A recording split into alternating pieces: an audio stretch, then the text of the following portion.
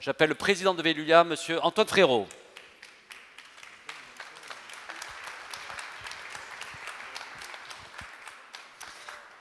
Bonjour. On a parlé des métropoles face aux transitions. Depuis hier, on a ouvert ce forum de Smart City du Grand Paris avec Bertrand Piccard, qui a beaucoup marqué les esprits, justement, cet explorateur, j'allais dire, de tous les défis.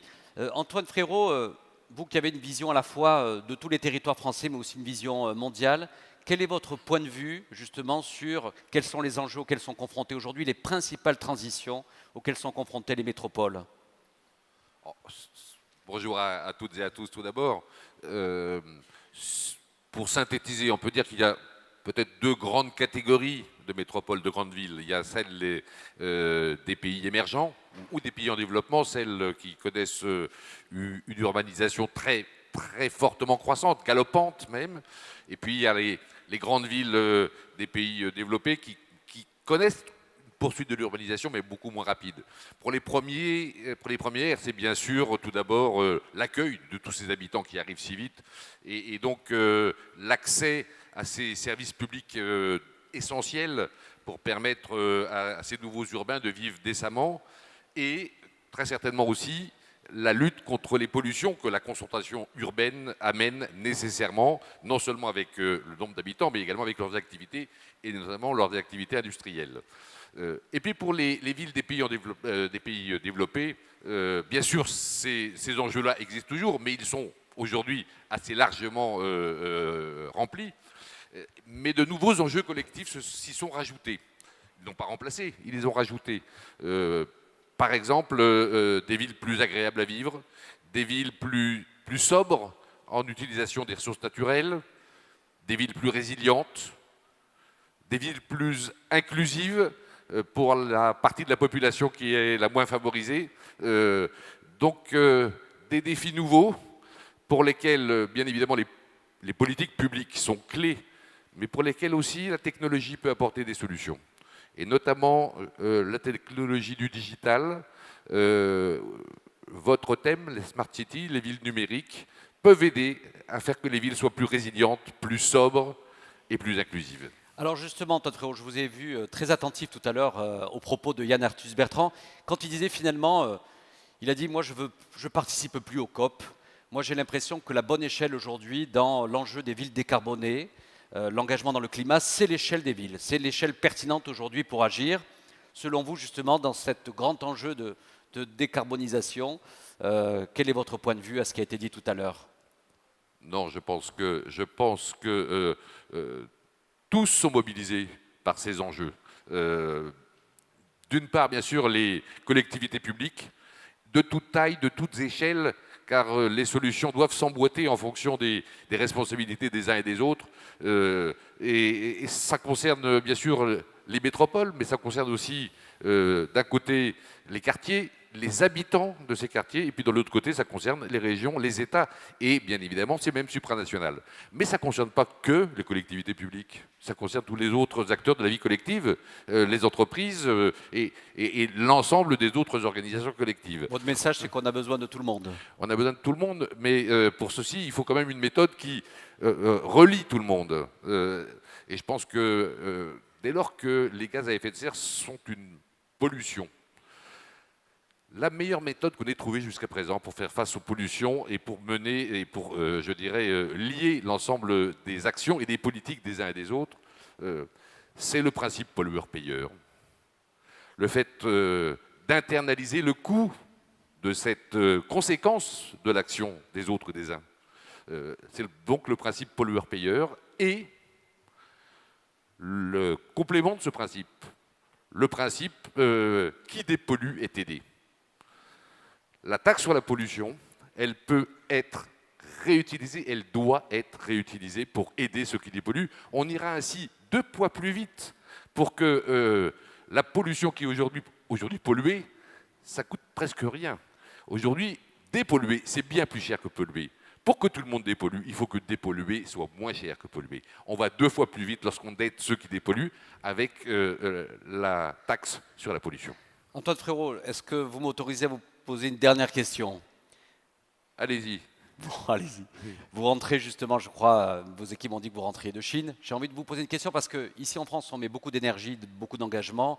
Il y a une prise de conscience qui est en train de s'accélérer. On le voit bien, nous, dans les baromètres ou dans les sondages. Je sais bien que quelquefois, les élus, les politiques ne prennent pas toujours la teneur des sondages. Mais là, on n'est pas dans des sondages de projection électorale, dans des sondages sur l'opinion, justement. Le sujet, justement, du climat, de l'environnement prendra une place importante lors des prochaines élections municipales en 2020.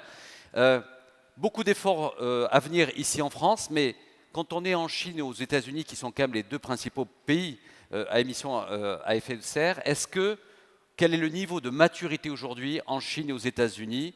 Parce qu'il ne faudrait pas ici qu'on mette beaucoup d'énergie et qu'il ne se passe pas grand-chose ailleurs. Alors on en est où? Bah là, vous prenez deux exemples qui reflètent bien les deux catégories de grandes villes que j'évoquais tout à l'heure. Bon, pays émergents pour la Chine, pour lesquels je crois qu'on peut dire clairement que les Chinois, depuis longtemps, ont pris la mesure de l'enjeu de la lutte contre la pollution.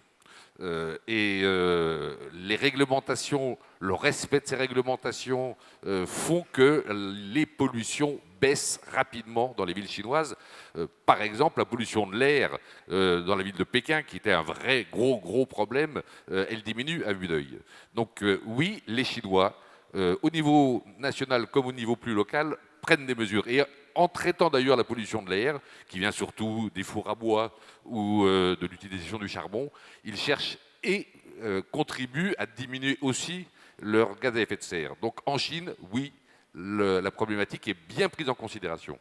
Mais si on va en Inde, autre pays émergent, on est tout à fait à l'opposé. Aujourd'hui, je pense qu'en Inde, très peu de choses sont faites. Donc il y a beaucoup de disparités et d'hétérogénéité. Puis vous me parlez des États-Unis. Les politiques des villes aux États-Unis, vous le savez, se sont un petit peu écartées de la politique du président américain, puisque beaucoup d'entre elles se sont dotées d'une politique de réduction de leurs émissions. Mais je pense que le problème de la pollution aux États-Unis, même dans ces villes-là, est encore loin d'être assez largement perçu pour que l'ensemble des forces coalisent leur action pour aller dans le bon sens. Il y a encore beaucoup de travail à faire dans ce pays. Mais encore une fois, la lutte contre la pollution, le problème des raretés des ressources, c'est, je pense, consubstantiel au projet européen. Vivre mieux collectivement dans un monde dense, car l'Europe est densément peuplée, plus que beaucoup d'autres pays, notamment que les États-Unis, voire même que la Chine, si on la prend dans sa globalité.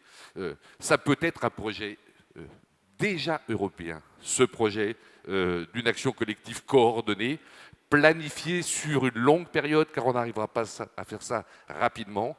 C'est bien 20 ans de travail et de politique coordonnée dans le temps et dans l'espace qu'il faut mettre au point. Et je pense que cette idée de taxer la pollution pour aider ceux qui les polluent, c'est vraiment la bonne voie. Merci Antoine Frérot. Un peu de lecture, justement, ce week-end, si vous avez un peu de moment, une respiration.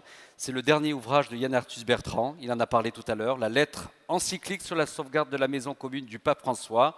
Et un autre ouvrage qui n'est pas du pape François, mais qui est de la Tribune, c'est 50 idées pour changer le monde, pour un monde meilleur. Merci Antoine Frérot. Merci à vous.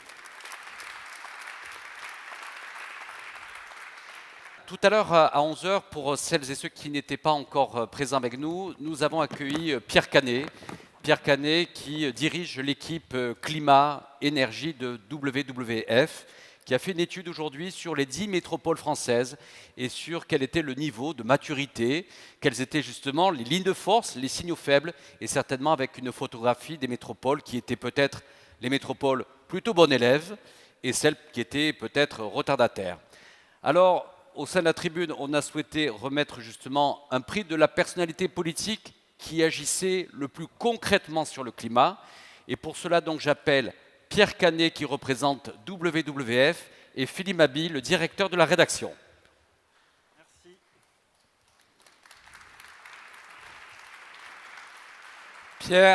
Pierre, donc, cette étude, vous l'avez présentée tout à l'heure, 10 métropoles.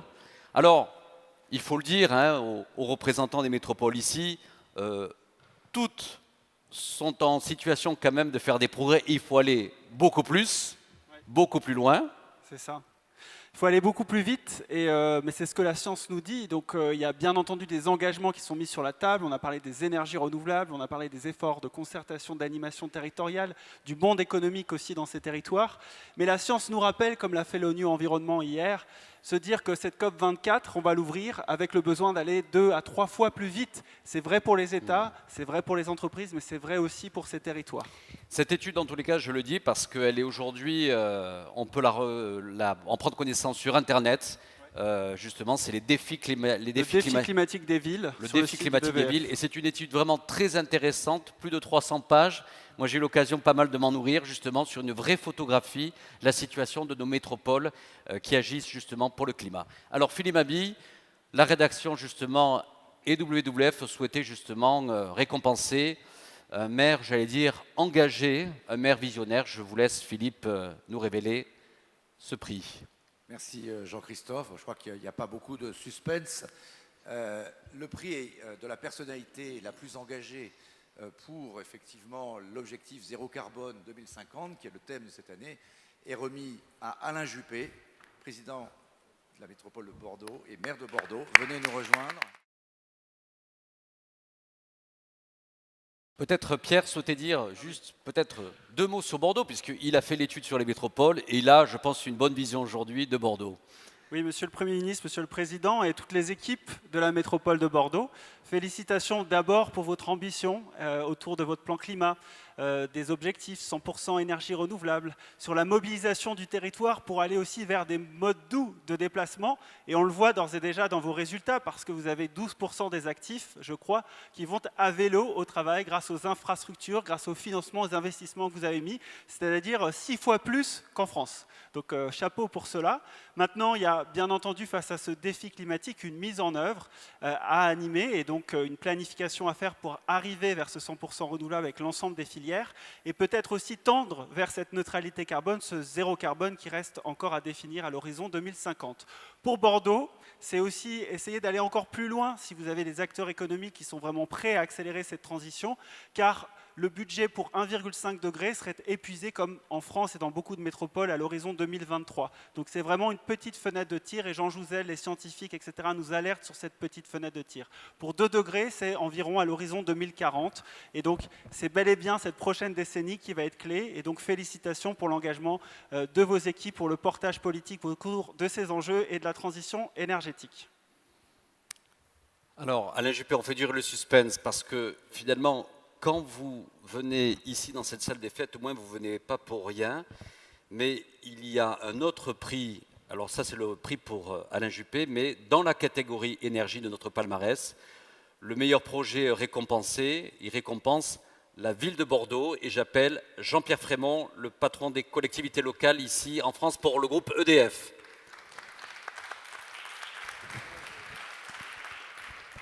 Si vous voulez, je peux vous aider. Et je salue Anne Valéry, qui est la vice-présidente à la métropole de Bordeaux, en charge du climat, de la transition écologique. Donc, il y en a un pour Monsieur le maire et il y en a un pour la ville de Bordeaux, mais ils pourront être justement positionnés à l'hôtel de ville de Bordeaux. Juste un mot, Jean-Pierre Frémont, et après on va laisser Alain Juppé et Philippe Mabille, puisqu'on est quand même dans un rendez-vous d'actualité, ça va nous permettre un petit peu de pouvoir avoir la vision d'Alain Juppé dans ce contexte international. 2 mots, Jean-Pierre Frémont, et on laisse Philippe et M. Juppé. Un mot tout simplement, Monsieur le Président, pour vous dire l'honneur que j'ai et le groupe EDF de vous remettre ce prix. Donc ça récompense évidemment votre engagement personnel depuis de très nombreuses années, mais aussi la mobilisation de toutes vos équipes.